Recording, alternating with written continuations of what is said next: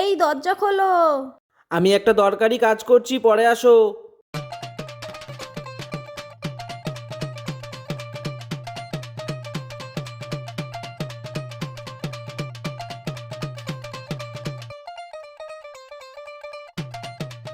রাজু আছে? কেন?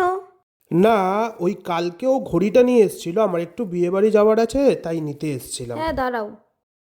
হ্যাঁ শুনছো, বাবাইদা আসছে। ঠিক আছে, ওকে ঘরে আসতে বলো। যাও। 5 minutes later.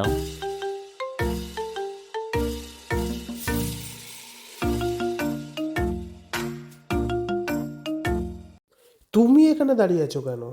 আরে এমনি কি দাঁড়িয়ে আছি, ও বললো ভিতরে কি একটা কাজ করছে, তাই আমাকে বাইরে দাঁড়াতে বললো, তাই দাঁড়িয়ে আছি।